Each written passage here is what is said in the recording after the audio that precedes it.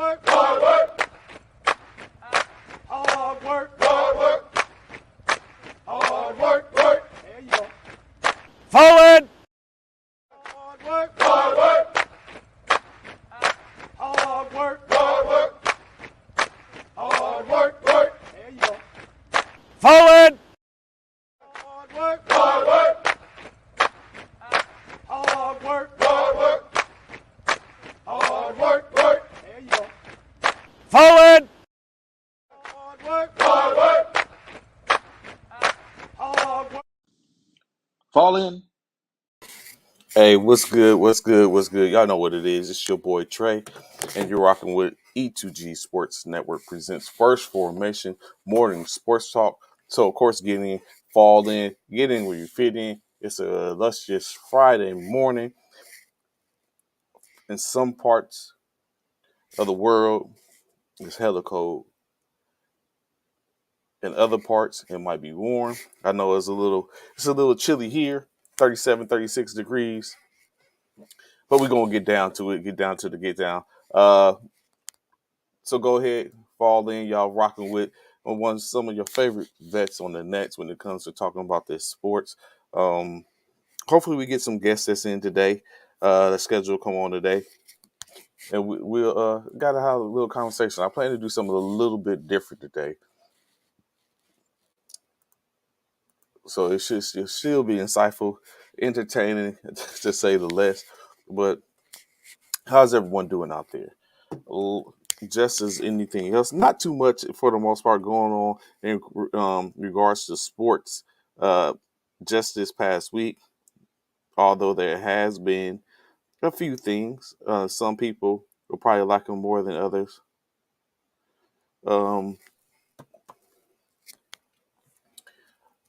But in any case, it was a little going on. So of course, let me get here. Experiencing a couple of technical difficulties this morning. I've been a few issues with connections and somewhat, but we'll get it figured out.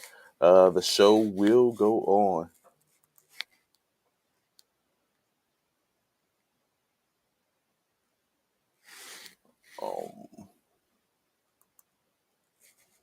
I'm sorry. Let me get to. I have to go back and reset my streams. Bear with me. Oh, come on, bro. Oh, I got a guess. I wonder who it is. I ain't got that screen up. Let me see. Oh, really? That's what we doing? Oh, that okay. It looked like it was the saddest cap. That's why I said that, because you can see the background from your band on the top. So Okay. Yeah, you got me for a few minutes before I gotta go to this appointment. We live right now? yeah, it's live. Oh, okay. WGO, what's going on? How y'all doing on this Friday? We have entered the weekend. But not only have we entered the weekend, we've also entered the tournament for the NBA that's going on this week. It is NBA, right? Not NBA, military basketball. So what's good, Freddie? What's going on, bro? What's going on, brother? So it's not necessarily so it's military basketball. It's just not the Military Basketball Association. Okay. Yeah. So okay. Well, I stand corrected. So one of the things we have here, Bishop, saying just like yourself, have a young man that former veteran, right, Freddie? Yes, sir. Okay. That's what's up, man. Wait, Thank you for your hold up. service. What? We can't say that yet. I mean, we can say thank you for his service, but Yeah. what was the MOS? Was he Army first? Yeah, I was Yeah, he was Army, Army. 92 Alpha. You know, we Okay. Quartermaster in the building. Quartermaster in the Yes, building. sir. Quartermaster in the building. Stand up. Quartermaster Okay, in the building. just want Stand to up. make sure. Let's go. So of course, Quartermaster. but like I was saying, Bishop, we have Freddie. Of course, we're gonna let him do, talk that stuff in a few seconds. Let him formally introduce himself, but just to give an introduction, just like yourself, Bishop, into the youth and making sure they're a betterment in reference to athletes. But you know what I'm saying, Freddie, I won't do that. Pills, you have the floor, Freddie. Go ahead and let the people know who you are and what you Oh, do. okay. Yeah, I'm Coach Freddie. Been coaching Little League for about 5 or 6 years now. Um, I just wanted to. I seen a lot of my kids, especially my oldest boy. He's a senior in high school, and he's the one I started with. Mm-hmm. I seen a lot of what they call daddy balls out there. I And know that's about what that daddy really ball. that's what But really got me please educate me, because evidently Yeah, I don't. let them know what you mean by daddy ball, Freddie. I know a lot of people favoritism. know. There you go. Favoritism. Ah, There okay, you go. okay. That's just a kind of word to say, they got their favorites, and I feel like there was a lot of kids that had potential, Mm-hmm. athletes, they were athletic, but they didn't get the shine like they supposed to because of the favoritism.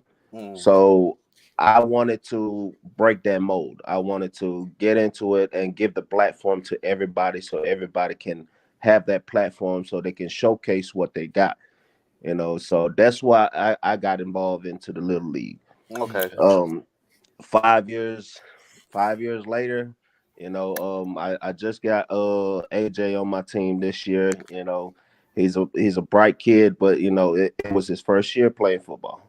So he had a lot to learn. And my thing was, a lot of people just look for them good athletes and want to stack their teams. Mm-hmm. My thing is, if we don't teach these kids, they're never going to know. Some of these kids are hitting gems. Right. You'll never know until Facts.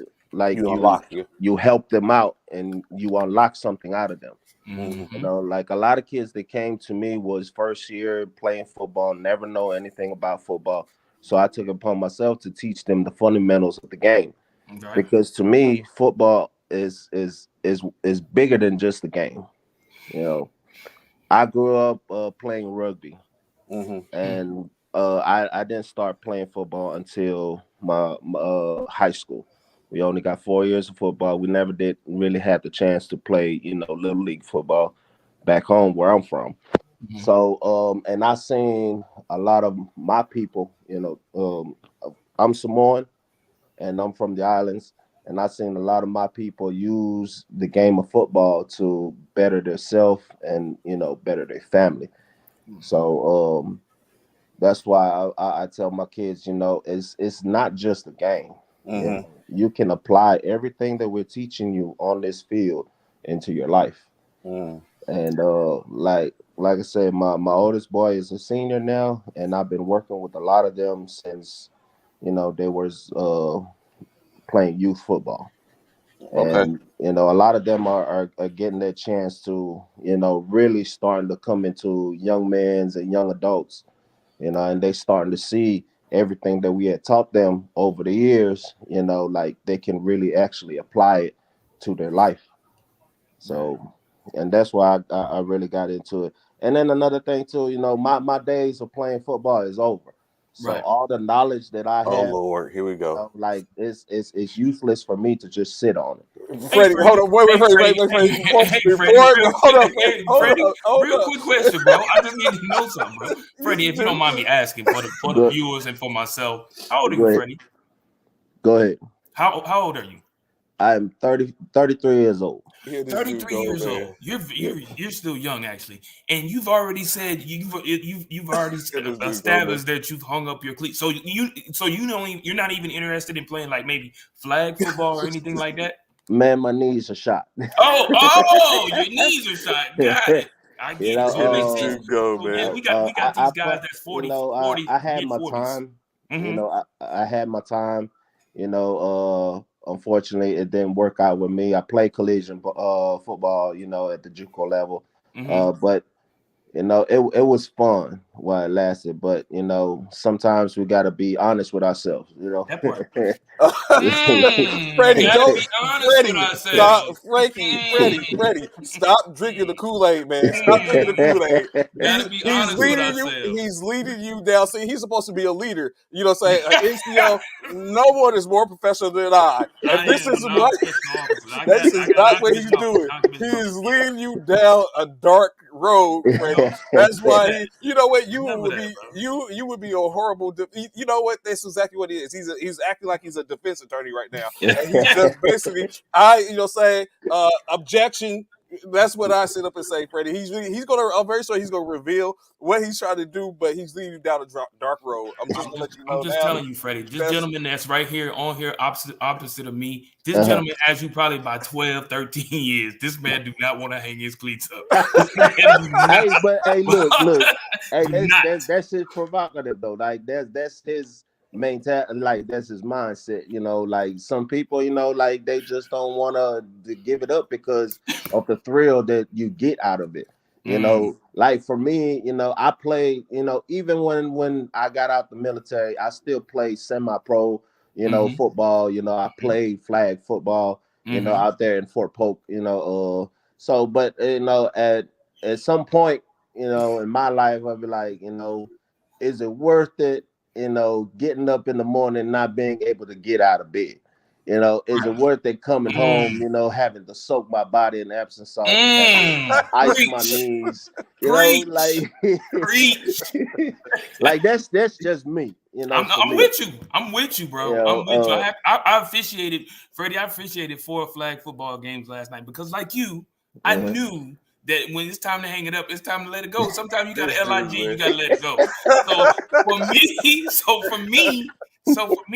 for me to stay, because I'm a huge football fan. I've been playing football ever since I was, Pop Warner, so the knee high to a grasshopper.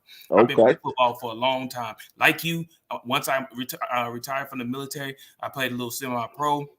I did play I did a lot of flag football. I played flag football up until probably about maybe 4 or 5 years ago. And I mm-hmm, stopped playing flag football because I tore my rotator cuff and I was like, you know what? That's a sign. Stop. It's time to let it go.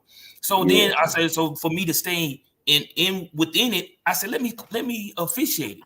That way I mm-hmm, can stay, I'm still within the game. I know the game. So let me mm-hmm, officiate the game. And so that's what I do now. Even still, Freddie, with me officiating the game, like I said, I officiated 4 adult flag football games last night. My knee is killing me right now. And all I'm doing is officiating. My knee is killing me right now. You know what I'm saying? So, but ain't nobody knocking. Nobody's knocking the black Tom Brady over here. oh, so you're a quarterback, No, okay, don't let no, okay. no, not actually. He's trying to be funny. He's trying to say because Tom Brady's 45 and I'm 46. That's what he's trying to do. See, that's what I'm saying, Freddie. He's like he is not being a leader of monk. You know, what I'm saying he is not being a non-commissioned officer right Hey, now. I'm like Hey, Freddie. I'm that's just all keeping it right though. 100. That's all I'm right keeping it though. 100 like Freddie. Hey, look, look at Tom Brady. Yeah, That's what that's I what said. I'm saying. That's what I said. That's It's what I'm like Tom saying. Brady right here. The So black Tom some Brady. people, some people do have it in What them up, to Derek? keep going. To me, like I wanted to focus more on my kids. Okay. Like and their sports. I have to sacrifice. What I really like to do. Mm-hmm. For them in order for them to be successful in their life. So I kind of took a back seat on everything that I used to do. Hmm. Right. As far as sport goes, because I used to love playing basketball. Anything that get me like a sweat going, I Mm-hmm. used to love doing that. Like I used to come out there in Fort Polk, play pickup games out there. Even volleyball. If volleyball is going on, I'm in there. But right now, like I said, my son, both of my boys play football, been playing football.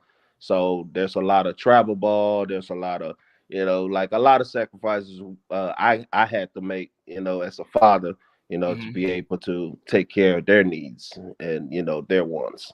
Right. But that's the my biggest like accomplishment, as far as a coach and a father is to like seeing the ones that I've been with me, since they were little.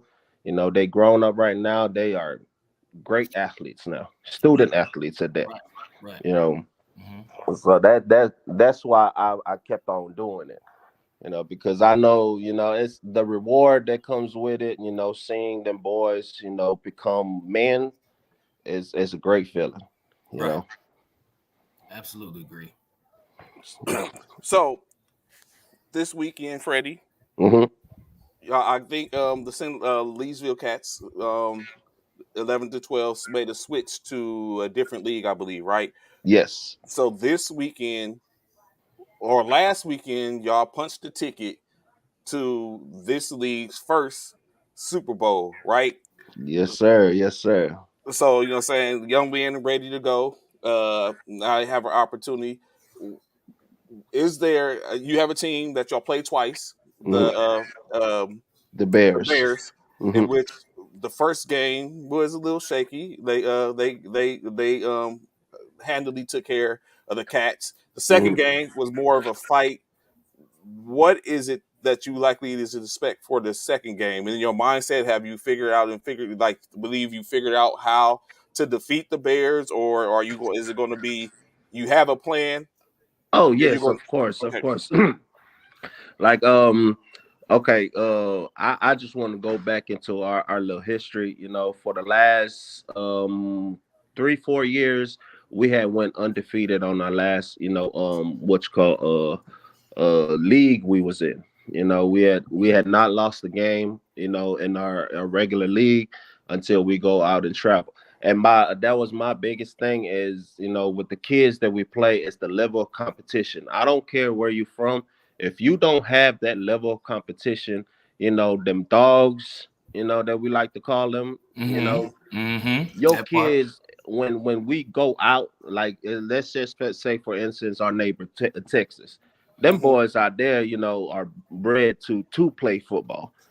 Fact. Over here in this little small town we're at, it's not a lot of competition, around here. So of course, we beat up everybody over here, and then we go out there, and then they smoke us. But to answer your question with the Bears, the first game was basically, our boys folded because they had never played somebody who plays like them, Hmm. you know, Mm. like somebody who's gonna punch back. Right, right. Get you in the So mouth. like that's what happened in the first game. The second game, it was just a lot of mistakes, and I told the kids it wasn't their fault. I took the blame, as far as coaching. You he went mute. You went mute, Freddie. The loss Oh. was on us as far as coaching. But if you look at the last game, they didn't even score not 1 point from the actual offense. Mm. But the Correct. touchdown came Yeah. off broken plays. And every time try to march the ball down on us, our defense held their own. And then our offense was just not clicking that day. But we do have a plan for them, and I think like we have worked enough this whole week on that plan was to basically contain their speed. They have this number 24, and that's their only like their bread and butter right there. Hmm. That kid got some speed out of this world. And he's the only one that scored on us twice the last game, Mm, off the broken plays.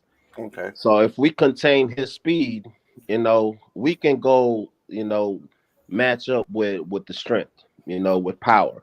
Because that's what we have on our team. We have a lot of power.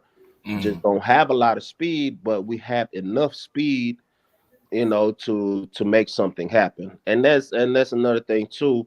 Like I talked to the Bears coach last weekend, and he was there the whole game. He was watching our game. He was like, coach, I ain't gonna lie, I was over here trying to see who we can pinpoint to watch over. But he told me that as he was looking throughout the whole offense, he couldn't pinpoint not one person to key on, Mm. mm. because we can attack you from anywhere on That's offense. good. That's We good. can we can attack you with our quarterback. He can run. We got a bruiser, a fullback. We got a what's called a running back. He's not the fastest one, but he's like his vision on the field is great. And then we have receivers. We had a great tight end. So he was like, I can't really pick who I want to contain. Now like now we really have to go back to the drawing board and really have to coach this game. So Mm, to me, that's a compliment. That shows me that we're actually doing the right thing with the level of talent and the group of kids that we have. But I think we're ready. I Okay. really do think we are ready. And I think, if the bear comes in, big headed like they came in the last time, they're gonna have a rude awakening. That's what's up. Definitely. Stay So, ready, man. so Stay ready. question, Freddie. Uh-huh. So we always tend to big up our teams. You see me a lot of times when I come in. I'm out in my 49er gear. Uh, Don't know why, but anyway, we don't let what that. what team is your favorite NFL, NBA teams in which you represent, or any of those? Saying the teams we know. You say you Oh, grew up on rugby, so I'm a Steeler Nation by heart. oh my I'm a goodness. Steeler Nation. Oh Look, Lord, y'all can is it say because of all y'all want, Palomalu? but Is it because of Palomalu? I'm a Steeler Nation. Is it because of Palomalu, Huh? Freddie? Is it because of No, Palomalu? no, no, no, No. no. Okay. Jerome Bettis was my Okay. favorite player. Okay. The The bus. bus. The Yes. Okay. bus. When Okay. The when I bus. when I started playing football, Jerome Bettis was just coming out of his prime at that time. Okay. How he plays, I love like the confidence that he have as a big dude. Like as a big dude to run like he runs, man. I wanted to be like Jerome Bettis, so that's why I got into as far as my favorite team in the NFL. Okay. What's going on, Coach Richardson? I mean, Coach. Yeah, Mike. What's going on, man? Hey, how you doing? Oh, we good on here. You just saying, do what we do, chop it up, chop it up. So of course, we have, of course, just to let people know, there we had a technical difficulty through StreamYard this morning, so it's Through not Facebook. streaming. Yeah, Yeah. it's not streaming through Facebook and all that type of stuff. Hence the reason why we had to go through our YouTube channel this morning. So of course, there's a link out there. So in any case, this will still be recorded if it's live, and then we'll go and post it on our platforms that aren't receiving it. So of course, to anyone that hasn't paid attention, Coach Michael Richardson, uh, All Air Force. Of course, they just competed this past weekend in the All Forces tournament, in which the Air Force men and women end up coming up receiving silvers. What was that experience like, Coach? I know you've been through it before. Does it change every time you do it, or does it reenact something new every time going forth? What's that experience? First to correct everything, the women won. Oh, correction. The men we finished third. Oh, really? Okay, you know what? I stand correct. All right. We finished third. But yeah, great time. Um, Heck of a tournament. It was really, really, really the parity of competition. Has them quite a bit. Hats off to the Army, did their thing. Very talented, loaded ball club from top to bottom. The Marine Corps brought it.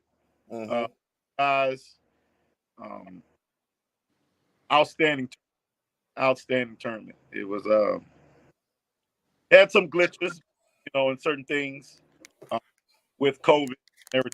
It's Okay. like we've had in 3 years. So there was a lot of things that need to get fixed. Um, the host base, Naval Base San Diego, it was their first time hosting an armed forces type tournament. Uh-huh. Great venue, but of course we all kind of technical difficulties, if you will, Okay. in the organization and the structure and how things were set up, because they, quite frankly, they wasn't doing it. Oh, okay. Okay. Still have those people who work hard to do it. Myself, I'm kind of used to hosting events like that, so it was real easy for folks like myself or Mr. Reed to see it Okay. because we're used to doing it. Roger So, that. other folks probably may not have caught things, but there are certain things that just um, could have been a lot better, but doesn't take away from the excitement and just the big type atmosphere we have, because the armed forces military basketball community is one big family. Roger So that. it was like a reunion of sorts, friendly competition, um, uh, very very physical Okay. physical tournaments. It was knockdown, drag out for bragging rights. But when it's up, dust settled, Army stood supreme, both men and women. That's what's up. And hats off to those coaches, staffs. They did their thing. The players, team showed up. It was great competition. So this weekend, y'all has another tournament. Like you said, accustomed to hosting. What's going on down in the San Antonio area this weekend in opposed to military basketball in the community? This weekend we have the 46th annual Joel Hall Memorial Military Varsity Basketball Tournament. This is the 46th year to honor Second Sergeant retired Joe Hall, who died of cancer back in we have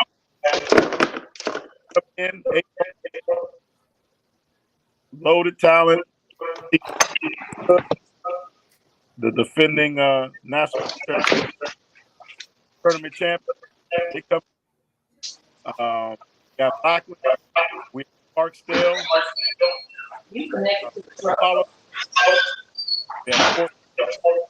Also,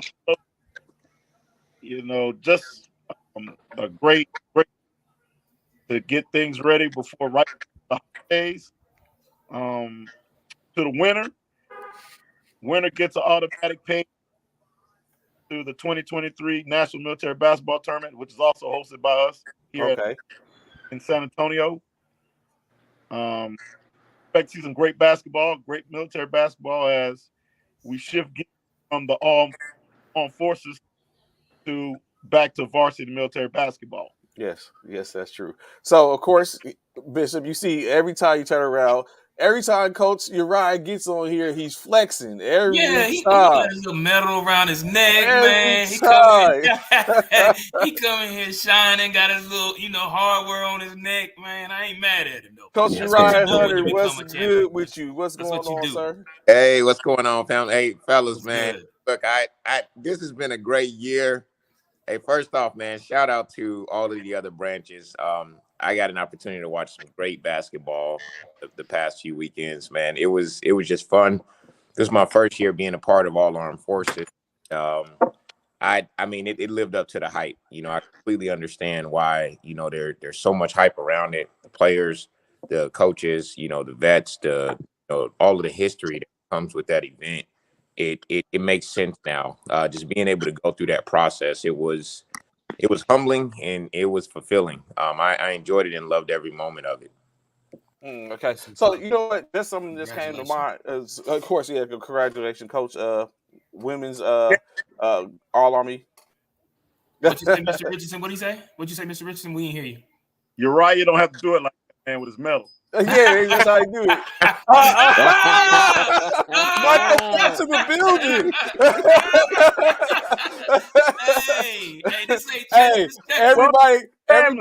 Everybody's a real gangster to a gangster to a real gangster walking in the room. To a true gangster show up. This ain't family. I appreciate you. I love it. So something that just came to me, something that just came to mind, as saying Coach Uriah was speaking and talking. So of course we have coaches on different levels, of course, across different platforms. So of course Coach Freddie here, and if y'all didn't catch it initially, he's about to coach how many championships have you coached, Coach Freddie? Is this your first one that you're coaching in? Yes, this will be my first Super Bowl, actual Super Bowl, but I have 3 years of undefeated season as far as the little leagues, this group that I have right now. So we started off when we was 5-6. Now they are 11-12. But yeah, we all 3 years our championship was more like a travel ball going to Texas and we came close on our 7 and 8. We came in second place down in Tyler, Texas. Mm-hmm. But this will be our first year actually going to like an actual Super Bowl. Okay. For our boys. So one of the things, of course, saying with that being said, Coach Richardson, Coach Hunter, anything you impart, you know, saying at this point, because we realize, I think, especially when you look at it from a youth prospect, like if any of us, all of us played ball, I'm sure from a youth and then on into different aspects. How important is it for the coach, a coach at that level, to get to the level in which y'all have came to? Of course, we're all service members or have served in some form or fashion. So we have other things that was acting in that, being with discipline and stuff like that through our careers. But how important was it that a coach played in your lives going through this from a sports aspect or in general? You can go as first, Uriah. So, I'll speak to just, recent success. I've been on it as an assistant coach just recently at the All Armed Forces Championship game. And then, just the success that my team has had, Fort Hood with playing in championships. It is tough. You put in a lot of work to get to those moments. It's a lot of grinding. And you get to those games and you almost want to treat those games like a regular game, but in the back of your head, it's not. Right. I think that's the message sometimes that you're giving to the players. There's this overcoaching feel that you kind of don't want to do. You kind of want to let them play through it a little bit. Yeah. There's a level of nervousness that goes into those games. I think any coach that says there's not, I think they're lying. I think a lot of preparation. There's a lot of chess, pieces being moved out there when you're playing those games. And I'll just kind of speak to us playing those women in the Air Force, because I thought that they played a hell of a game. Those coaches coached their tail off in that game, and they gave us their best punch. I mean, it's hard because most of the time when you're playing a championship game, you've played that team at least 3 times already. So there's nothing that team doesn't know about you. And in some cases, it's important to just, sometimes you just got to take that playbook and throw it out. And you just got to look and say, you know what, my athletes versus your athletes. Right. I like that. Yep, shoot from the hip. It's going to be a chess match the entire game. And I think that's one of the hardest things to get players to understand is, hey, yes, we've prepared and planned all year with all of these different plays, but there is so many adjustments that are made in championship games that if you don't have the right mindset players or the right mindset coaching staff, that's why a lot of times I think you see coaches either get blown out in championship games because they just don't make really good in-game adjustments. But those games are big. I mean, they're important. I live for them now. I mean, I used to get this feeling in my stomach where it was kind of like, man, how am I going to perform in this setting? But I think the more and more that you start playing in them, it just becomes easier. It's a little seamless to get through those games because you've been in that situation before. Mm-hmm. It's crazy you say that, Coach Hunter, and we're going to come to you, Mr. Richardson, real quick. But Freddie here, he's about to face something similar to that. A team in which came out and punched him in the mouth. He's seen them before. Twice. So again, it relates it to football too. Sometimes you just got to take the time out and say, you know what? These boys done beat us, or these young ladies or these women has beat us before. We can't go back into this game with the same concept that we went into the first 2 games, especially if we lost. We have to come at them at a different angle in a way that they've never seen us come at them before, so that we can catch them on their heels and try and blow past them. So I totally applaud you for y'all doing that and be able to find adversity, to find ways to get past that and not be so stuck on the playbook and thinking, it's the playbook, it's the playbook. We can get it. No, obviously they have a remedy for that, and that's why you've lost to them before. And so therefore you went another route and you was able to be successful. Man, shouts out to y'all, man. Definitely. So do you actually need to, is there a point to where you need to disengage from your playbook, or or go a different route, or is there something like, what is that look at, especially where you don't play someone twice or you done seen them again and again? Like I know, of course, like I said, I do intramural sports, and I know one of the years in which we had a softball team, I watched this team get beat down multiple times by the same team. Interestingly enough, that's the team that end up being the team that end up going to the championship game, and they gave these dudes everything they had in that championship game. It was the ending score, because I went ahead and played the whole all the innings. The ending score was 26-28. Ooh. In softball? Yeah, in softball. That's how, you know what I'm saying? That's how they, you know what I'm saying? But like I said, it was a 509 team, 509 airborne. The basically I-4 here on Fort Polk. It was, I watched them like they got smacked up, and it was a team from Medak. You know, Medak always seems to have all the top teams in anything. It was a team from Medak, and they smacked them up the first game. It was just a complete blowout. Mercy rule. They played them again, smacked them up. And so it played them again, smacked them up. And so when it came down, it just so happened that they got to the championship game through a double elimination tournament. I was like, oh my goodness. I was like, I was like, they probably finna. I was ready to go out and hand the medals to Medak. Real talk. I was ready to go ahead and tease the medals of Medak.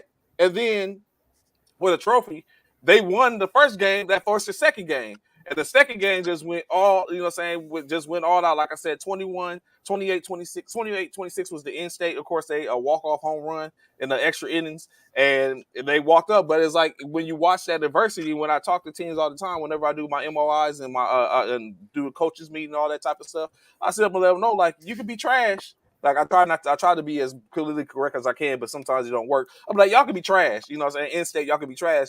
But there's, you know what I'm saying, if you keep at it, you will get it. And so even in the case of with Coach Freddie, he's coming to the point to where, you know what I'm saying, he's followed these young men throughout their young careers. And some of them might go on. He might not be able to win a championship with them. You know what I'm saying? In-state is. It's coming down to that. Like, you know what I'm saying? They might go on. I think he might have one more year with some of them.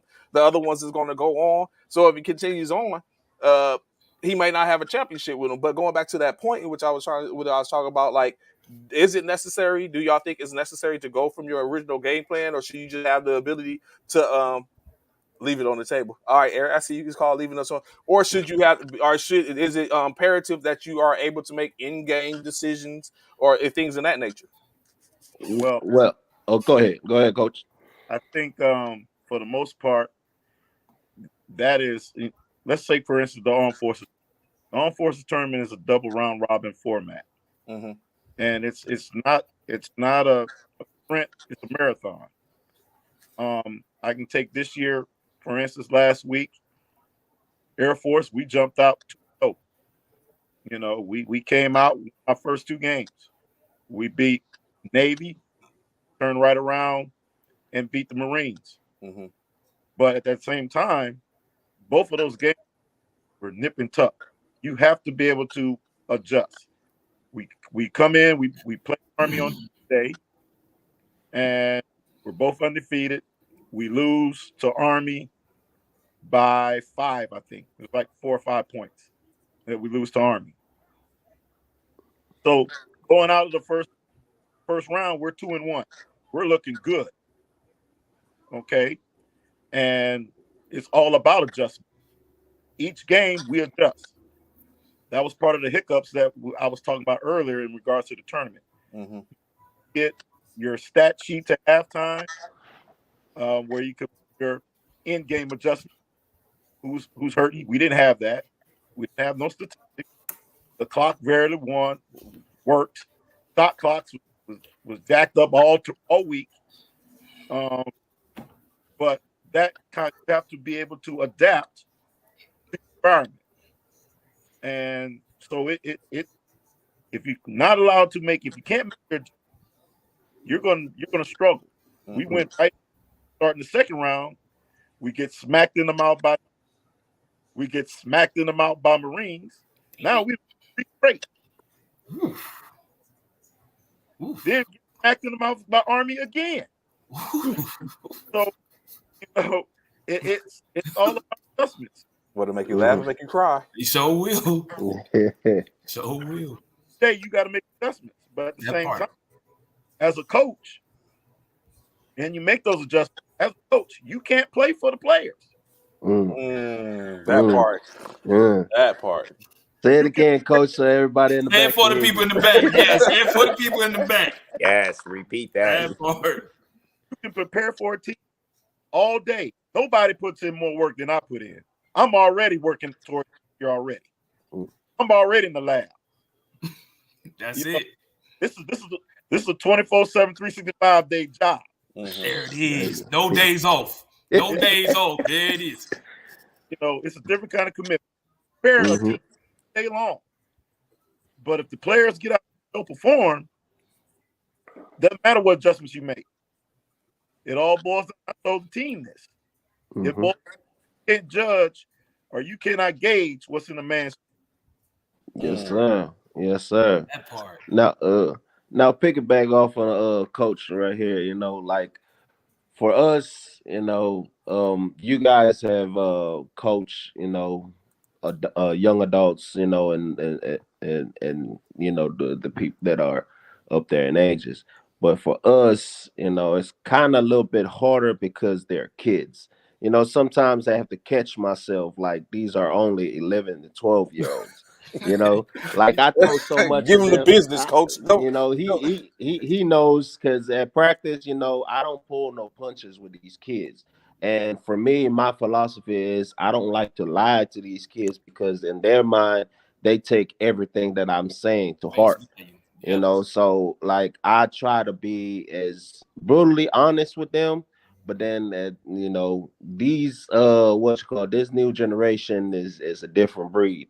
That So part. I had to kind of walk on eggshells a little bit with them, but at the same time, I wanted to give them the real because when they leave me and they go to somebody else, they not gonna pull their punches, to these kids because they don't know them. Right. So if I can get that in their head right now, like, hey, it's only gonna get harder once you grow up, Mm, you know. But like I said, as far as the playbook goes, man, you know how many times I have to change something on our playbook, like every other play, or like every down or every series, like we have to adjust on the fly. It mm, doesn't really like we don't. My playbook during game day, it's basically non-existent. I mean, we mm, still go off the base of what we got, but we Mm-hmm. had to change, like few stuff or few personnels here and there. And that comes down to knowing who you have on your bench, knowing who your personnel is, know what they can do and what they can't do. So that's it's been a great learning experience for me as far as because these kids, they get on my nerves half of the time, but they keep me on my toes, mm. as far as coaching goes. It's great that you mentioned that. Last night, I went to my son's first middle school basketball game. He's 12. Mm. Okay. And, and here I am, I just come back from armed forces. I'm sitting in the bleachers. I'm sitting, You still amped. You still amped. You can't help yourself. Yeah. he comes off the bench. He's the sixth man. And hey, the kid that he's backing up, this little kid is phenomenal. Okay. Mm. It was 24-2. Ooh. And this little kid that my son plays behind had 22 of the points. Jeez. Good Lord. Him Whew. out there, and he's playing well. He's sharing the basketball, playing point guard. And I'm looking at the coach, the losing coach. Mm. He's about to lose his mind. The kids are so young, man, and it's packed. Parents all over the place, Mm. and he loses right. Coach loses it. It's freaking basketball. We hear him yell across the court. And I'm like, wow. And I'm sitting there and I'm like, man, I thought I was bad. He's yelling. My goodness. So my son kind of peers over, he looks over at me, and I kind of give him the, Mm-hmm. Mm-hmm. playing. You're playing well. Mm-hmm. But I could see those young middle school coaches, man, how challenging it was, to get these kids to run the offense. All right. They was calling this play Texas. It's basic 5 out Mm-hmm. motion play. Mm-hmm. And and I'm talking to my son's mom. I'm like, man, I got grown men don't even run that. You Yeah. know? So just to see the frustration and the hard work that these middle school coaches are putting in, and it's a thankless job. Mhm. Things that's going on now, since COVID and all stuff is, it's a shortage. People don't want to go back to work. People are telemarketing, teleworking. They are doing things. Man, it's really hats off to these coaches that's coaching the youth. Because as he said, this coach said, "Hey, this regime, this age, these kids today, they're different.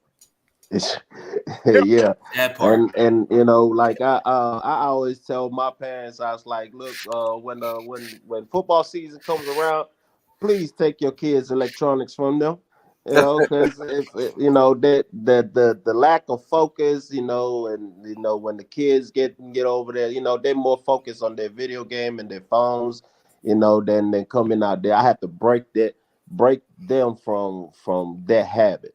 And I always tell them, like, when you start doing something every time, you start creating habits.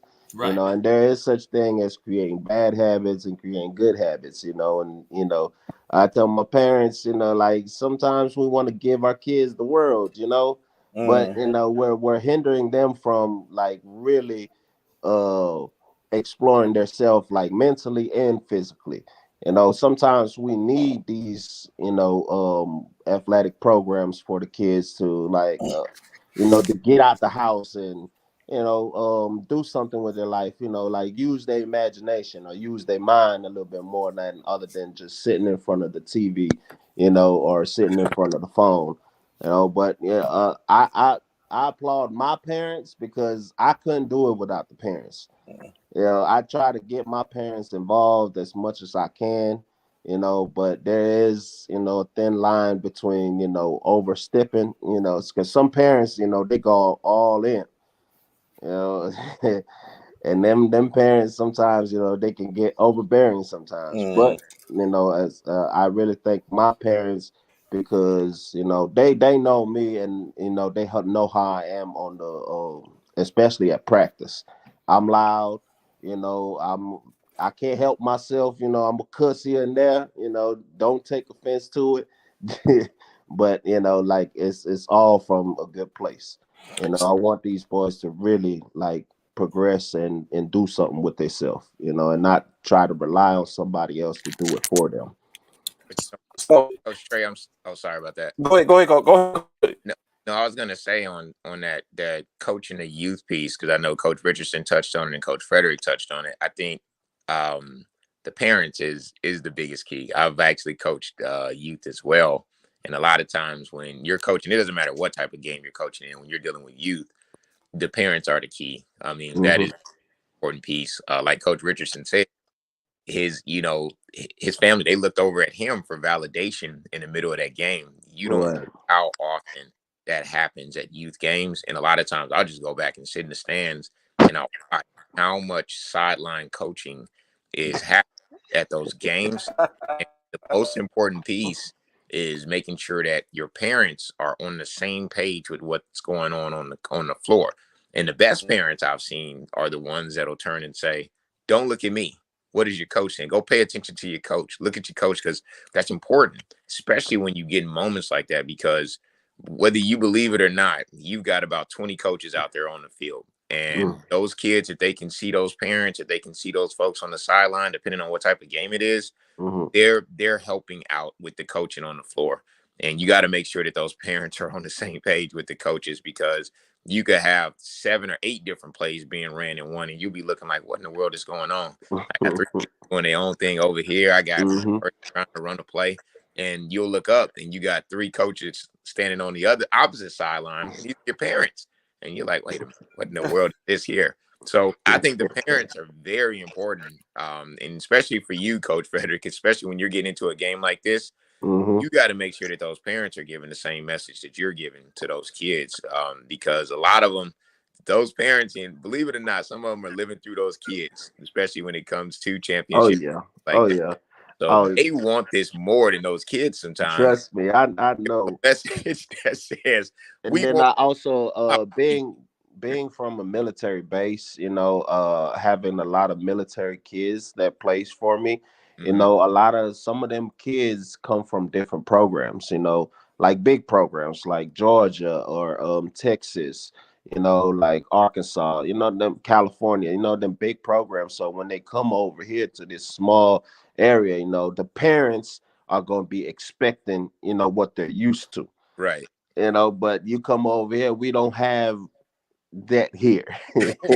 It's a smaller program. So I feel like, some of the parents, especially military, some of the military parents, they have a high standard because of what they're used to or what their kid is used to playing. And I have to like really tell them, hey, look, this ain't Texas. This ain't Texas ball. We trying to get there, but you're just gonna have to bear with us, what we have and the level of talent that we have here. Like your kid is probably gonna outshine everybody, but the bottom line is, he has to learn how to be a team player, instead of being just an individual. Case You in point, know, look at Coach Richardson. Imagine that conversation he having with his middle school son. He got 3 gold medals around his neck. What you think he's saying to his son during that game? There's only one conversation you can say to him. Hey, that expectation is high in that family. It, So it, go because ahead, all Coach. I got, I give them the. So I only keep the gold medals. He has all the silver medals I have. Oh, love it. Love it. So I think this is a perfect opportunity because I'm definitely doing something completely different from what we usually do on the show. I would like to say because lately it's just been chopping at my mind, right? When I take a look at different things. So, in which Coach Uri has been even in the comments on LA Action on the show, but we never really touched it. So I would like to take an opportunity to touch this. We're talking about, like you said, greatness and how you get to that greatness or whatever case like that. But I would like to talk about the post greatness or the time in which after. And so that conversation is, what is it, in y'all opinion, to have a little conversation about what makes a player great? What makes that Hall of Famer? What is the factors and what is taken consideration to set up and be in a conversation as a player, professional level player, to say, I'm a Hall of Famer? Does it even start at the youth point? Like, if I'm getting accolades at a kid, does that contribute to me potentially be a Hall of Famer? Like, what does that look like? We've had conversations where it says championships. Do you need championships to be a Hall of Famer? MVP accolades, first team accolades, rookies of the years, MVPs. Like, there's all that taken consideration to become the Hall of Famer, because that's the pinnacle for the most. So for most, it's the pinnacle. But everyone, or is it people who haven't got that yet, that they're great anyway? Of course, in their own right. But like, are those people considered great even though they don't reach the Hall of Fame, because it's a fraternity? So what is y'all talk? What's the thoughts and what y'all have behind that?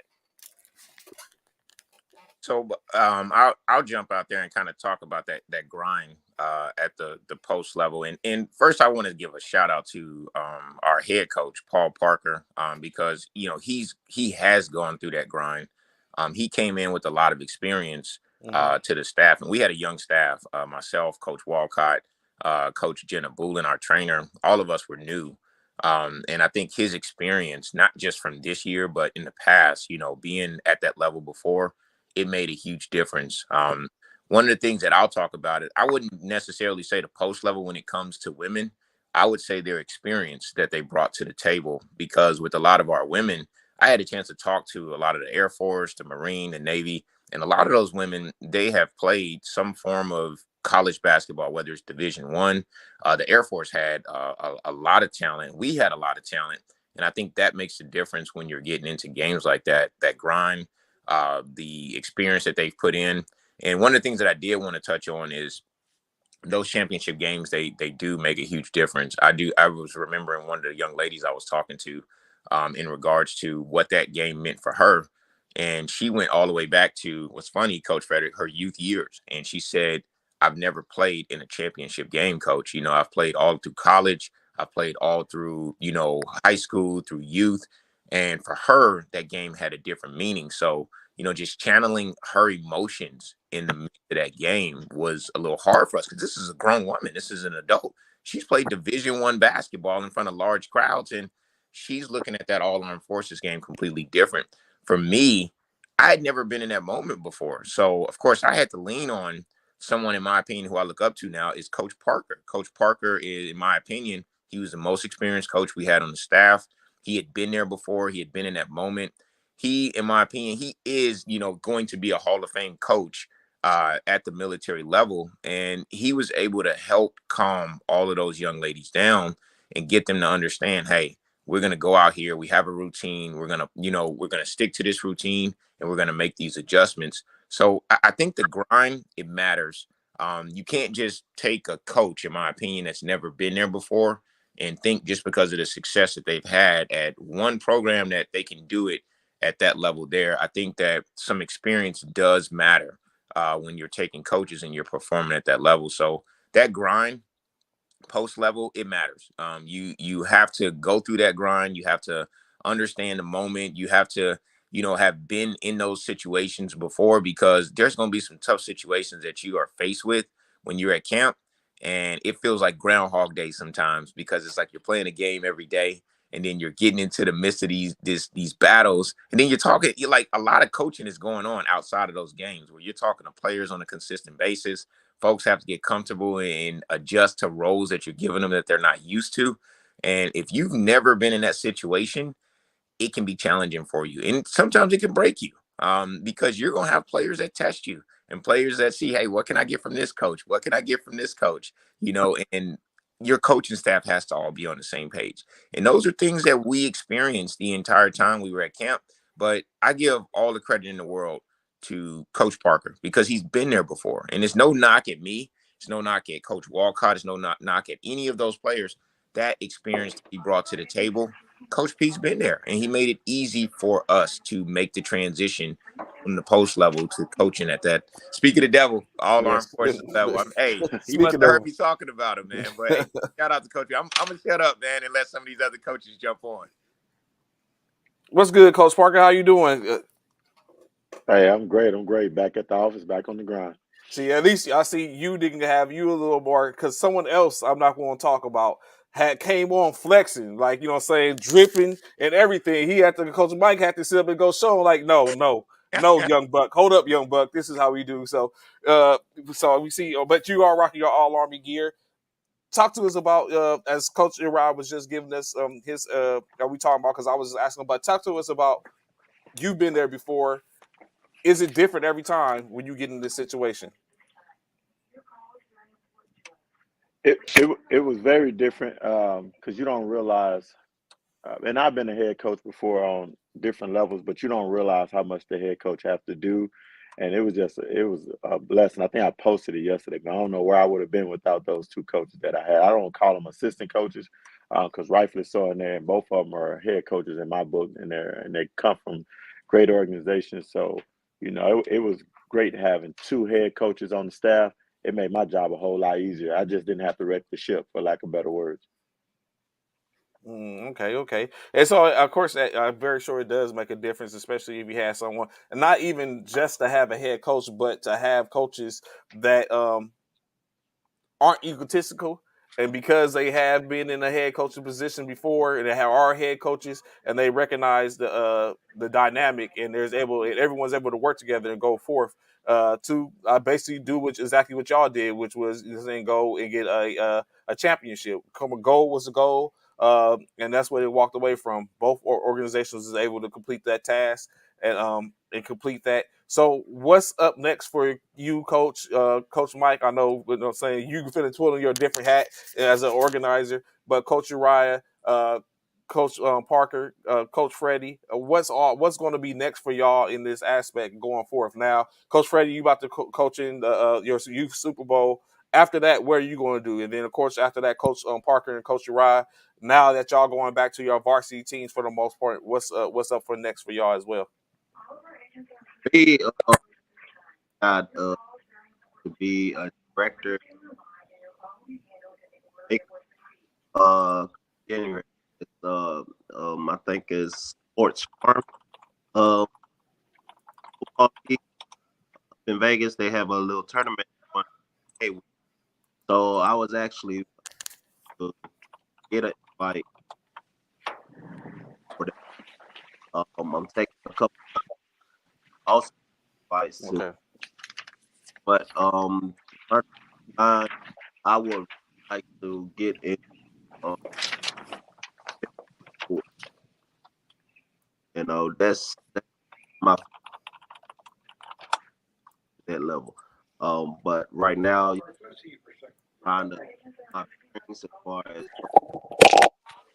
I can, as far as dealing with kids, 'cause kids, they gonna come with different, personalities, different attitudes, so I gotta strengthen myself as a coach to be able to deal with that, you know.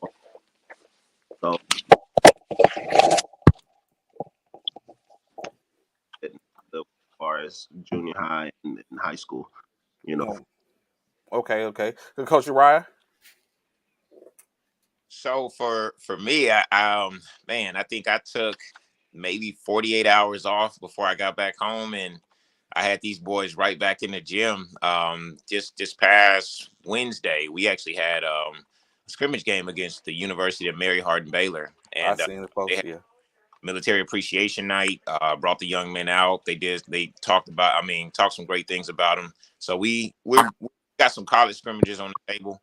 And I'm gonna be at Joe Hall tonight, out there in Lackland, San Antonio, with Mike Richardson. Right after that, we'll have December break. We'll play some more colleges, and then we'll turn around and we got an MLK tournament here. February there'll be another tournament. We may take a break in March, but I'm gonna get back in the grind with my guys here at the post level. I'll be honest. I took this from Coach Park. It is so challenging coming from coaching at that level to coming back to the post level because we are spoiled in terms of coaching, with the things that we're given, the amount of time we're provided, the focus that the players are given, the distractions that we don't have. I'll be honest, when I got back and I was like, hey, we got practice, I'm sitting there screaming. Coach P's got this thing in practice where he calls out perfection. And I'm right here in my first practice and I'm screaming perfection. I got 7 people looking at me. When I was at I'm like, man, we got 20 something people in the gym. And I'm like, man, this ain't gonna work. So for me, I'm gonna have to channel my expectations for, hey, I'm not at that all armed forces level anymore. I'm dropping down. I'm back to the post level. Reality kind of setting back in a little bit. So we're gonna get back on the grind with my men and my women here at Hood, and we got a lot of basketball left. And yeah, this weekend we'll be out there in San Antonio supporting the Joe Hall tournament. Coach Parker? Man, so I didn't get the opportunity to take much time off. Like I literally landed, and then I was right back at work the next morning here at the Mets. Because I'm closing out my last week here. Because I'm PCSing to Dallas. I'll be PCSing to Dallas.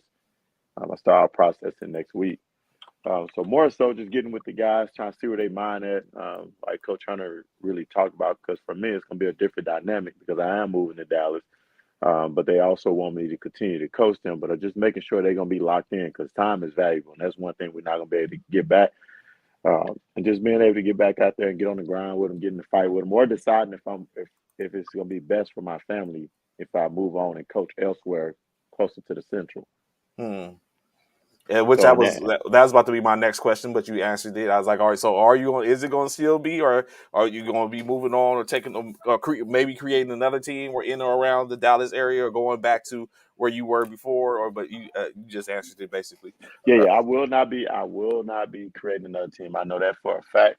Like I spoke to the guys, I told them if they're gonna be committed, I don't mind doing it, but they gotta be 100% buy-in because we can't have a situation like we have with the Joby Hall where we can't go because we only got 4 or 5 players. I am past the age of suiting up and playing basketball at any level. Uh, so those days are over with. Them 5 minutes I thought I could go out there and give, those days are definitely over with. So if they're committed, I don't mind doing it. But if not, it's time I can be invested in my family or more so volunteering at the high school, college level. Okay. That's definitely what's up. Of course, I know Coach Richardson. Your start tonight. After the Joe Hall, what do you have, Coach? That I'll go with that because we know Joe Hall starts tonight. What you got going on after Joe Hall? Oh man, the grind doesn't stop. So after the Joe Hall, I start. I'm finalizing my travel, my recruiting, and scouting trips. I will be MLK weekend. I will definitely be at Fort Hood, taking in the talent over there. Also in January, I'll be in Colorado Springs, um, evaluating and recruiting talent. February, be at the Capital Classic in Washington, doing the same thing. March, be in Hawaii, um, on the grind. And then, of course, in April, I host the National Military Basketball Tournament. It's full circle. It's a continuous process, man. So continue to do that. Preparing for got to prepare for the 3-on-3 SISM that's going to be in Lithuania. And then when it's all said and done, right back on the grind. It's Armed Forces time again. September, October. So it's nonstop. It's a continuous job, continuous process.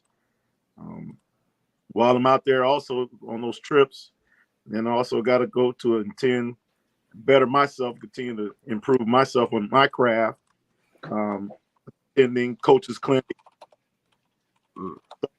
That happens normally around April, May, June time frame. So yeah, it's busy. So in front of me, gentlemen, I have wait, actually, let me see this. Let me do this a little different. So in front of me, I have a resume, right? And so, like I said, I've been going over a couple of I've covered a couple in which they've been mainly football, but I like to sit up and talk about this basketball resume. So I'm gonna give these stats. I'm not gonna give the individual. I'm just gonna give the stats, and I want y'all to convey to me: is this a Hall of Fame resume? And then, of course, after that, going through, I will give the name. I will give the name of this person, and then we'll go back and do it. So this particular person, this might be an easy one. This particular person, a 10-time All-Star. Hall of Fame. It does that like okay, let's tap into that real quick. Does being a 10-time All-Star, whether it's a Pro Bowl, 10-time Pro Bowler, or a 10-time All-Star, is that guaranteed Hall of Fame? Pretty much. I think that's automatic. Yeah, that's automatic. 10 times All Star. He has to be doing something right for him to get, to become 10-time All Star player. That's 10 years. Yeah. Yeah, that's automatic there, Trey. I'm consistent with the board on it. Yeah. So if that's the case, I'll just give the name James Harden. Yeah. Oh yeah, most definitely. That makes sense. Next person, 5-time All-Star, 2-time NBA champion, 5 All-NBA teams, 2-time Defensive Player of the Year. He's on the 75th anniversary anniversary team. He was a MVP, All-Star MVP, 7 all defensive teams, 2-time All-Star MVP. Is it Hall of Fame? I can tell you who that is without you even saying the name. Who you got, Coach? I think that's Kawhi Leonard. Kawhi Leonard. It is Kawhi Leonard. Guaranteed. So initially, I had a couple of other ones, but it's like when I did the numbers, I like it didn't match because, again, we talked about it before. Robert Horry, is he a Hall of Famer? No. He's done enough. And he just saying he retired, so he's not going. Saying so it's not that. Like we talked about the other day, yesterday, I think it was the day before yesterday. Michael Vick, is he a Hall of Famer? That's tough. Yeah. Tough. We had the conversation yesterday. Is Michael Vick a Hall of Famer? We even Phillip Rivers, in which he started off like Phillip Rivers' numbers are, in my opinion, phenomenal in an aspect. Almost saying 80,000 yards passing. Like, is he he's a Hall of Famer. Is he a first ballot Hall of Famer? I think he's a Hall of Famer, not a first ballot though. Yeah, I don't put him in. So you know, what I'm saying that it was a couple of other ones like Ron just said. I know this Ron is Draymond Green a Hall of Famer in state, 4 NBA championships, Defensive Player of the Year. But has Draymond Green did enough to become a Hall of Famer? Not I probably. think so. Got about another 10 more years, bro. He said 10 more years. I And it, I think so because if you remove him from Golden State, do they win those championships? Right. and Yeah. and that becomes a conversation too. Yeah. Especially in the early years, because you take him away in the early years, you Rich, take him away in the early years. that's There's tough. nobody that can fill that role because he runs there. Mm. I mean, they run their whole offense through him. Now it's catered towards Clay and Steph and Clay, but they run their whole offense through him. And then, or even like Coach Walker was just talking about that. Like, but is that enough? Like when we talk about, people forget about because like I said, the core, and we was talking about yesterday how we believe now. Are they going to maintain the core? They didn't pick up Klay Thompson's contract. But I mean, that doesn't mean they're not going to. Draymond has as a player's option. Does Draymond Green say? But it's like, what about? It's like, is that going to break up the core? Is Poole being vetted to fill the role of? I know, Coach, how you feel about Poole, but is Poole being vetted to fill the role of Klay Thompson for the most part? As like, and that some of that stuff comes into play. And then, but like we forget about players like Andrew Iguodala, Andre Iguodala, Sean Livingston, uh, Barnes, who was there. You know what I'm saying? All those players were Gary a Payton. part of. Yeah, Gary Payton Jr. Well, we know he left. Damian Lee left. Mhm. So all those people play a role, but it's like that. I'm saying that to ask: is Golden State a dynasty? Well, I'd say that they're a dynasty. I just feel like they've made mistakes of recent by basically saying that they were going to go with offense over defense when they signed Jordan Poole to that big deal. You know, I was against this before they Said even it on the signed. keyboard. I'm not high on Jordan Poole. I thought that he was overrated. I thought that he was a moment of the team that he was on, and he's benefiting from the players that he's playing around. And I honestly, it sounds like a lot of hate towards Jordan Poole. He did not deserve the contract he received, and he is going to hurt them the same way Aaron Rodgers has hurt the Green Bay Packers because you can't pay anybody else because of the amount of money you've given to an offensive player who is a liability on the basketball court. Mm. Interesting you say that about. Are there any? What is the last dynasty in football? When you say that, like, well, I know what it was. So outside of New England, is there any dynasties coming up in football? Do y'all think? I think the last one might have been the Pittsburgh Steelers with Roethlisberger? They had a few, What? Yeah. but they went back to back. You mean Or the Cowboys? Cowboys. Cowboys. Skip over the Cowboys and went Oh, straight to the Steelers. Coach, so okay, you my so we had, boy, $100,000, coach. of that, course, we had. that's 30 years ago, Coach P. Look what I got on my desk. I got this on my desk at work. Original Wheaties box from 96, Yeah. 95. He might be right though. That might have been the last dynasty. I mean, besides the New England Patriots, he might be right. I don't know. I can't really say too much about the NFL, but when you talk about true dynasties, I guess you would definitely have to put Alabama Crimson Tide in there in college football. Yep. That's fair. That's probably You mind closest. if I say this real fast? Go ahead, Coach. Hey, so coach, Yeah. and I'm saying this before I have to jump off. Sorry, I got to jump off so I can get back to the office.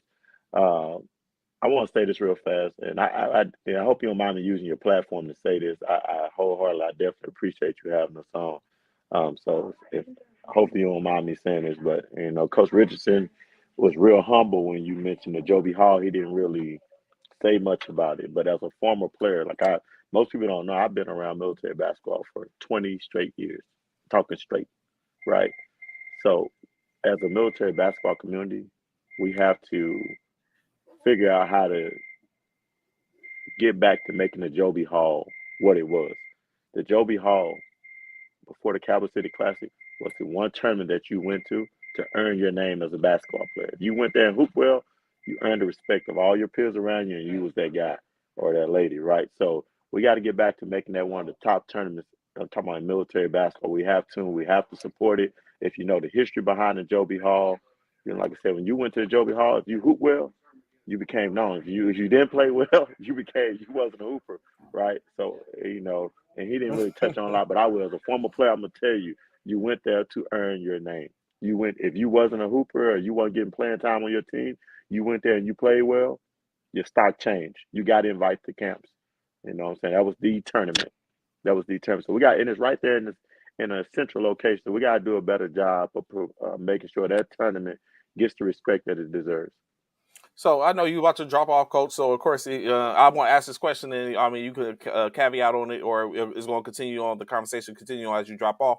Why is it that it was a demented? Why is it that it is not, or why is it that you have to say that? Like, what changed over the course of Honestly, the for me years? as a hoop, I think we get a lot of young coaches that just don't know the true history of military basketball.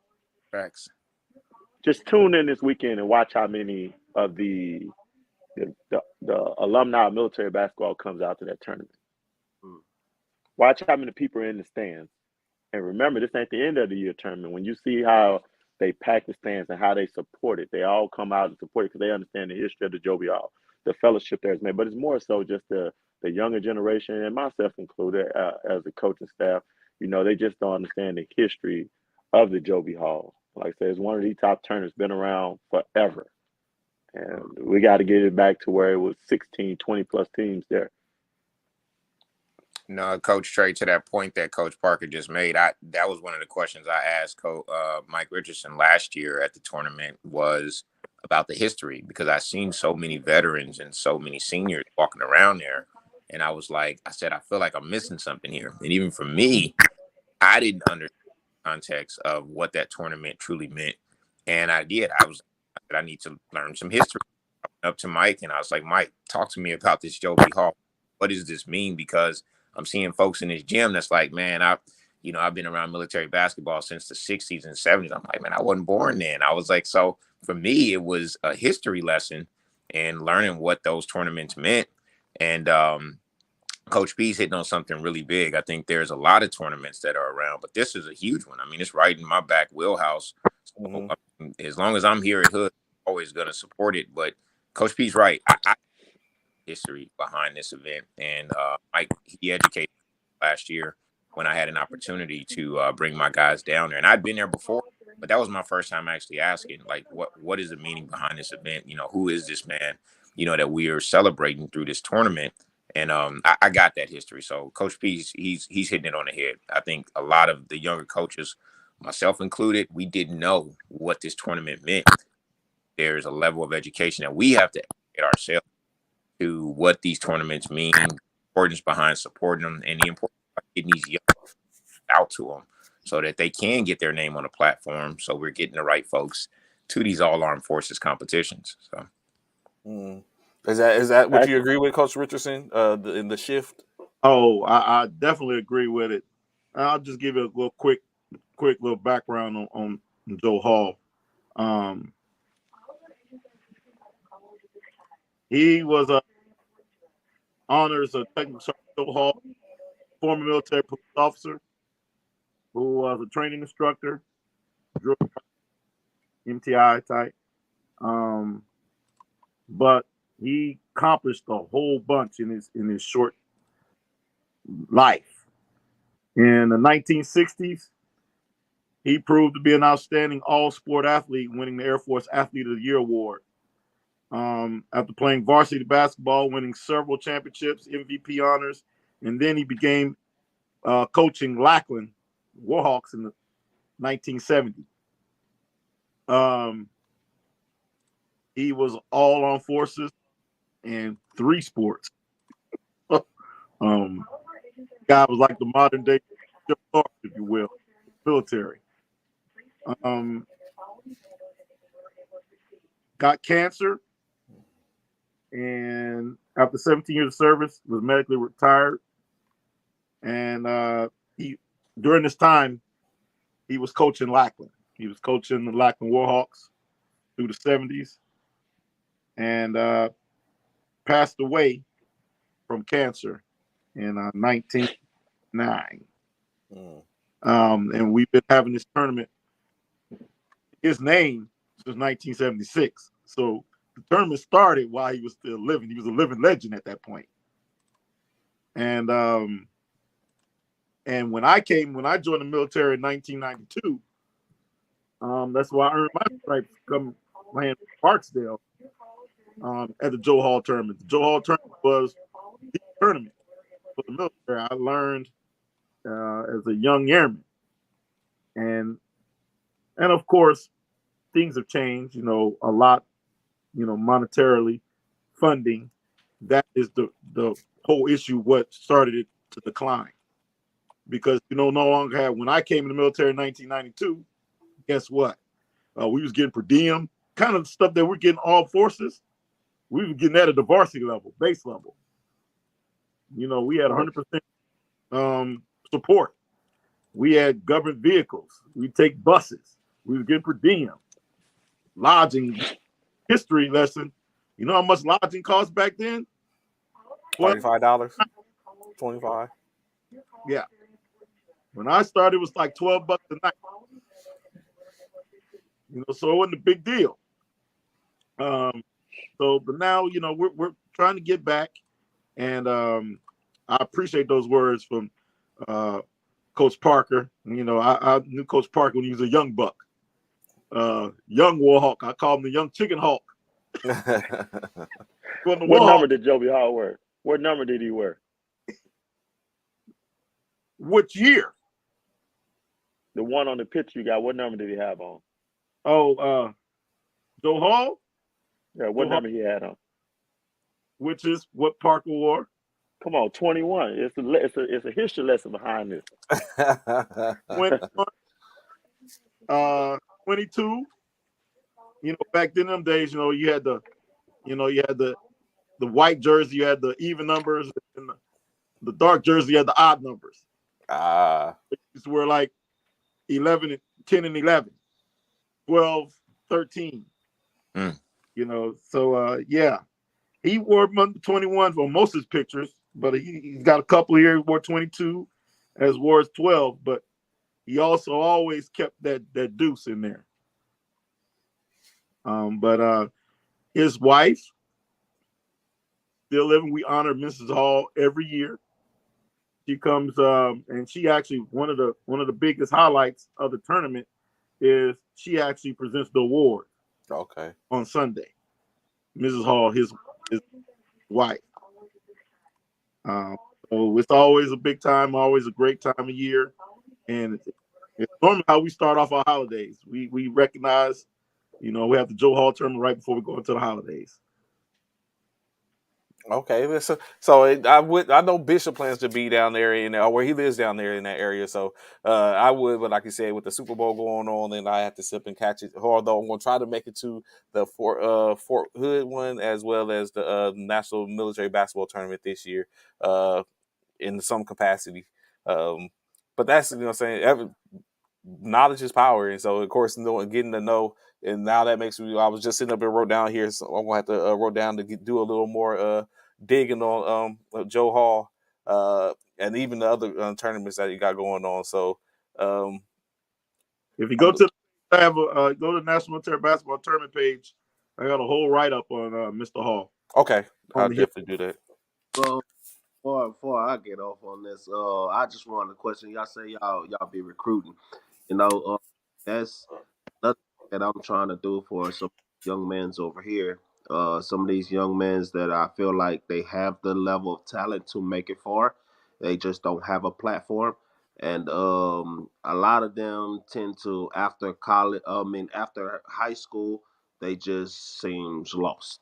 As a matter of fact, I do have a kid that just graduated last year, and I've watched him play since he was little, and he just sees the court like nobody else I've seen. At his age, And right now he's just working, and I talk to him every now and again, and his thing is, it's just like, after high school, nobody really cared, about his, like, next level, the next step that he had to take. So, like, is there any way that, I can get y'all in with some of these kids that, I'm not just gonna bring y'all just in the scrub though. I feel like these kids, or this kid, he has it in him, to get far. He just don't have a mentor in basketball. Me, I'm a more of a football guy, but I also, try to help out, some basketball players around here. But yeah, what do he has to do in order for him to, like, get y'all attention, get, some kind of recruitment, you know, in place for him? I will speak on that first. Um, Clearly, we look at, you know, for young men and women out there, you know, military not meeting their goals right now. So, sports play a vital part in the recruiting of all the branches so far. Air Force this past year, Air Force barely met their recruiting goal. Mm. Army fell probably like 120 some odd soldiers short of their goal. And a lot of it is, you know, you spoke on it earlier, Coach Fred, when you start talking about the kids today. Their values have changed. Mm-hmm. A lot of kids don't value that stuff anymore. You spoke about taking their electronics from them. Mm. But there are a lot of opportunities out there that military service members still can get. Now the age of cyber warfare and all this other stuff, hey, electronics is where it's at.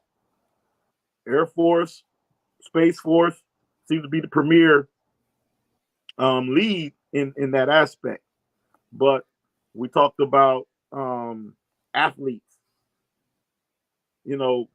I spoke earlier about Army women and men, double gold medal. You know why? Man, their athletes are far superior. They have a whole bunch of soldiers, people you never even seen before. You know what I mean? That are athletic Well, yeah. prodigies. But everybody has a story. When Every then, story. Get these young, they like what you're talking about. Let's say this kid graduates, joins the army, but guess what? Gets found out on a deployment. He in the gym working out. That's where you find a lot of your. That's where you find a lot of your athletes hooping. All of a sudden, you realize there's a kid that no one can stop. Can't stop it. And that's what I said. The parity to now on athletics is so close.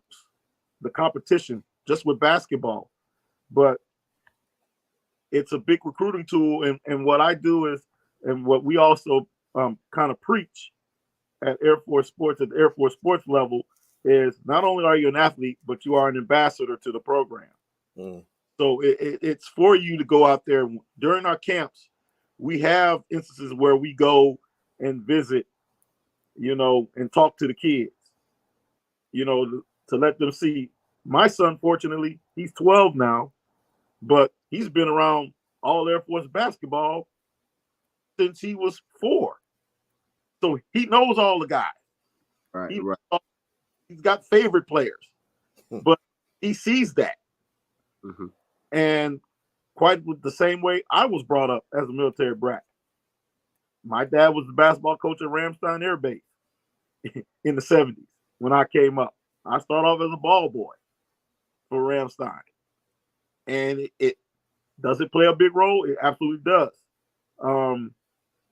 I'm pretty sure y'all all heard of Hall of Famer Ray Allen. Mm-hmm. Same thing. Hey, Air Force dependent. Mm-hmm. watching his father play varsity military basketball, introduced him to the sport. So you play that ambassador role, and hey, I would always say to you, if you got kids that show that potential and have that interest, man, that direction. Because once they get in the service, oh, if they have skills and they us, I'm gonna find them. I'm gonna find them. Yeah, I'll definitely do coach. Like see when I came through the military, I heard the sports side. I wanted to do it, but then I was a young buck then, and couldn't nobody tell me nothing. I was hard headed. So like I kind of let it slide. I didn't really took it serious until like at the ending of my military career. So like I'll definitely, let these boys know that they do have another way, of because I don't want them to be like how a lot of us, that are older now, we have a lot of regrets, as far as, talent and our sports, like there's so much that we could have done different. But then, now it's the time for me to kind of push these kids on the right path, so they won't have to make the same mistakes, that I did, or, some of us that are coaching right now did, so I would definitely let them boys know that they do have another option other than, trying to walk on to a basketball program. And guess what too? The really doesn't stop. It Mm-hmm. it doesn't hurt them going to the military. If their NCAA eligibility, it's free. Yeah. They can play 5-10 years and still have eligibility and get sought out by major universities. Opportunities to play basketball when they leave the military. It still happens. We got a whole group of guys coming into the national this year. We're gonna have college coaches in the national in the stands this year. Um, through a coaches network that are coming to look for those young um, diamonds in the rough, if you will, that have college eligibility. Mm-hmm. Service, they still sending folks to school for free. GI Bill and stuff out there still out there. It's just giving them a different name, but we still sending kids to school. And Coach Fred, I just piggyback on that. I mean, just recently, my guys getting that exposure, being able to go and play at these universities, that's free recruitment for a lot of these young men. A lot of times when we go to those games, those coaches will ask, hey, who has college eligibility left? Who can still play at this level? Where are these guys at in their contract? And we've played just in this early season, we played against 5 colleges already right here. And I mean, we're in a rich area here in Texas. So, I mean, we get an opportunity to play against a lot of different teams in Central Texas. So, I mean, the exposure we get in the military is crazy because these guys are getting an opportunity to play against so many different schools. And just recently, the game we played Wednesday, the coach came and asked me about 3 players. He was like, hey, where are these guys at in terms of their contract? He says, that kid right there, I take that kid right now. And that was just a level of exposure they're getting just from being in the military. But for that young man coming, or a young woman, I'm not sure who that was, that's coming out of high school. A lot of times they don't know what they don't know. You have so many different levels of college basketball. I think all of them want to play Division 1. And if they don't get Division 1, they feel like, oh, I didn't make it. But you have NAIA, junior college, the Christian level college. You have Division 3. You got Division 2. I mean, there's so many different levels of basketball out there for him. The one thing I would tell him is if he doesn't have his social media, which most of them do, their Twitter page, if it's not blowing up with their highlights, if they're not reaching out to these colleges and schools on a consistent basis and seeing how they can get their foot in the door for an open gym, or just a matter of, just getting out there. They have a lot of different little apps, field level, NCIS and things like that they can build profiles for them. If they don't have these things built and they're not consistently reaching out to all of these different colleges and schools, I would say he's not doing enough to get himself exposure. The military, I would echo what Coach Richardson said, though. I think it's a great example, a great opportunity. I think a lot of kids, they always kind of turn their nose up at the military. I always try to talk to them about, Air Force Academy, West Point, Naval Academy, because these are different paths that they can take instead of just maybe coming in enlisted.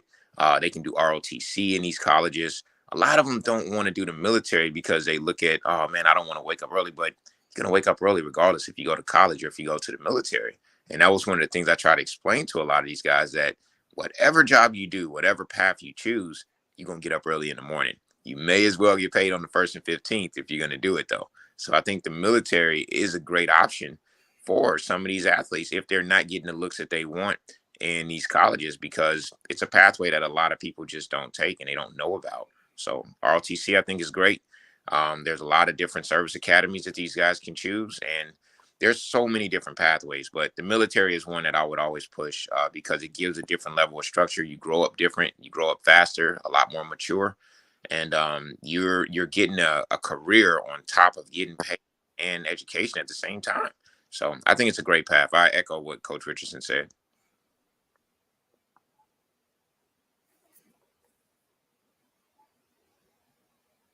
Coach Fred, I think your mic went off, Coach Fred.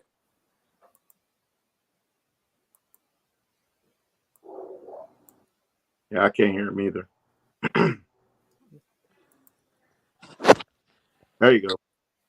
Oh, right. Yeah, there you go. But I was saying I appreciate y'all input, man. Cause it's a lot of this stuff is all kind of new to me. As far as trying to push these kids out to schools and stuff like that. But like I never really thought about the military like that, as y'all was explaining.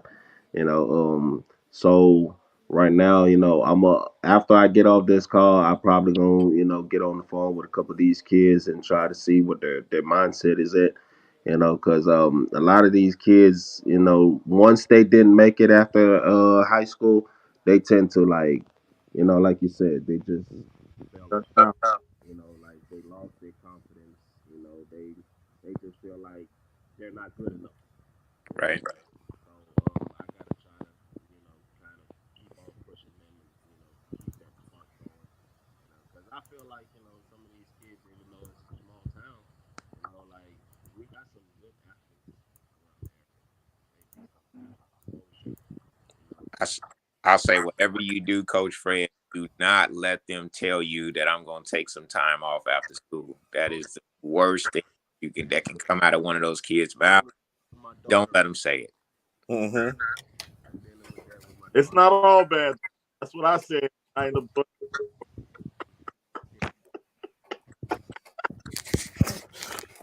I appreciate that, Coach. I really do. So I greatly appreciate this. You know what I'm saying? Going through, like I said, I had a whole different way of doing things today. It didn't start off the way I wanted due to what is wrong. It didn't start off the way I wanted to due to the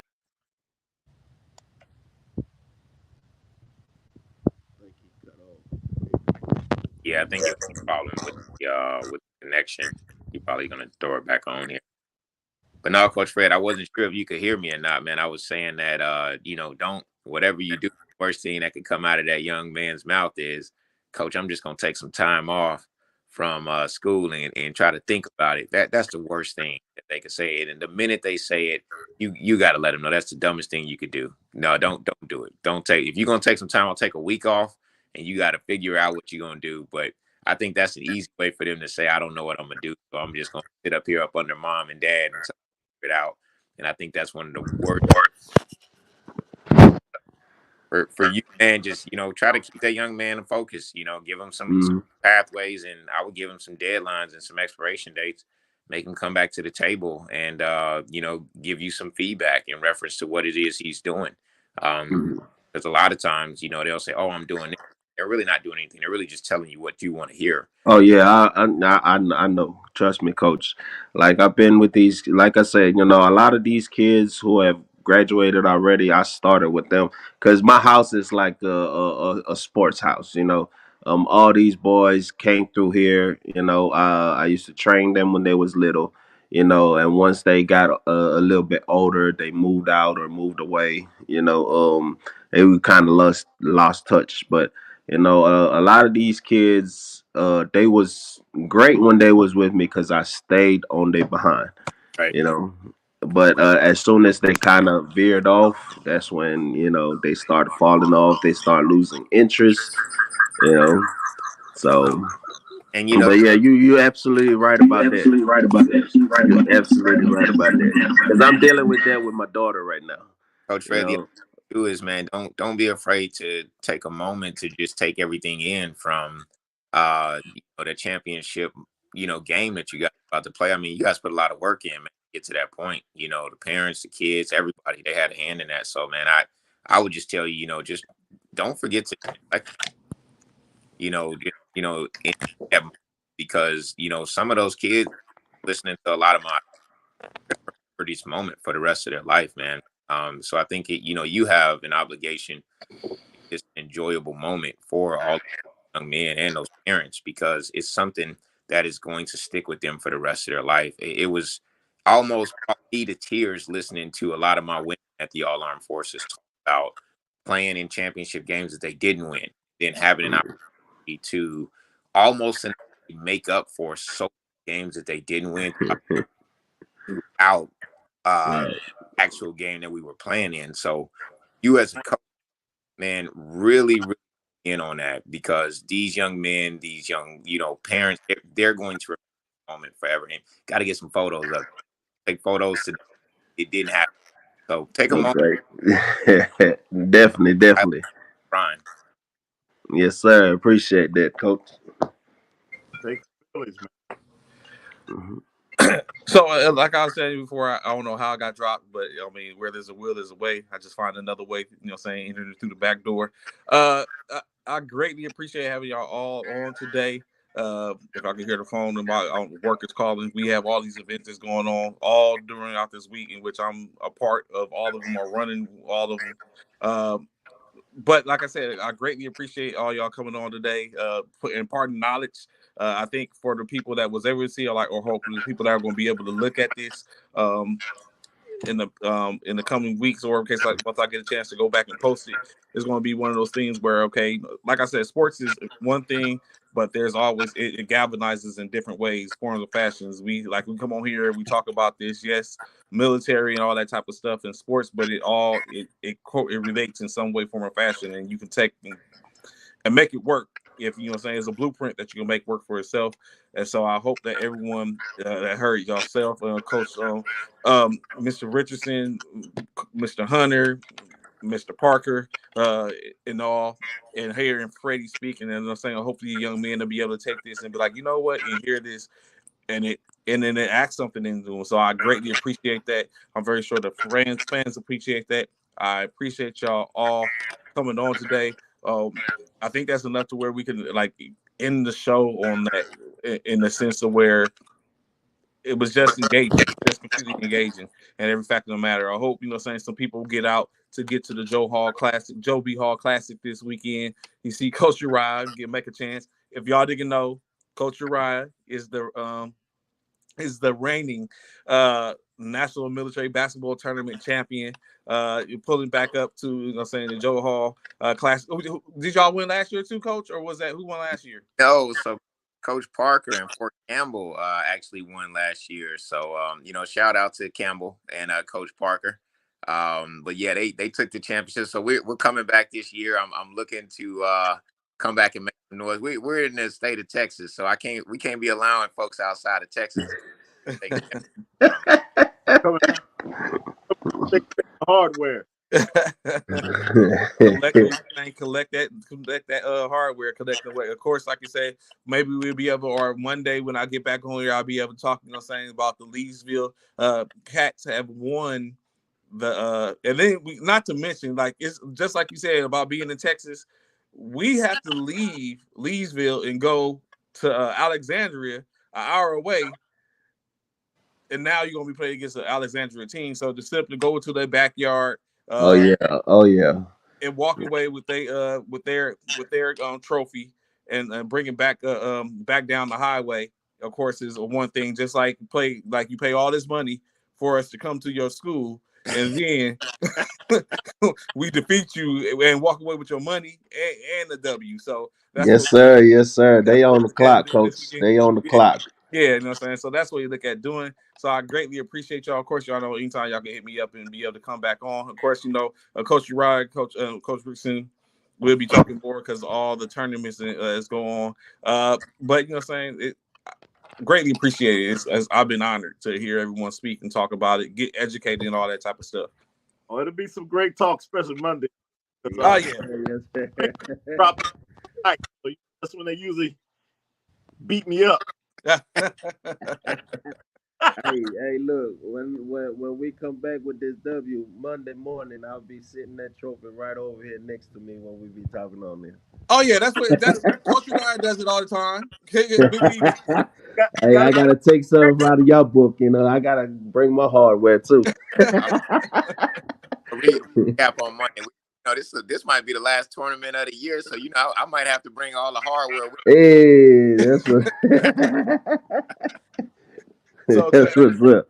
To everyone that's out there, greatly appreciate y'all viewing and watching, tapping in, and going even to the page and was able to find the link so you can watch. Of course, y'all know where to find me every Monday through Friday, 09 to 1100 hours Eastern Standard Time. Central Standard Time. Even if this week is going to be kind of hectic for me this week, but hopefully, Ron and Bishop will be able to hold it down. I don't know, Bishop. If the Eagles lose, we might not see Bishop. I don't know. It depends. You know what I'm saying? They don't win and picked up Dominic Sue, Joseph, Lindoff Joseph. Like, if the Eagles lose, look at, see, I told you, always flexible. Always flexible. So, you know what I'm saying? Eagles lose, you might not see them. Any case, I don't know. Of course, you know what I'm saying? Shout out USC. Let's go USC. I didn't get a chance to talk to that. Let's go Trojans. We need this W this weekend against UCLA. Yeah, that's all I had. So, you know what I'm saying? From me to you, Coach Freddie, Coach Richardson, Coach Uriah, enjoy your day. Be glad to talk to you. Holla. All right, salute. Coach Trey.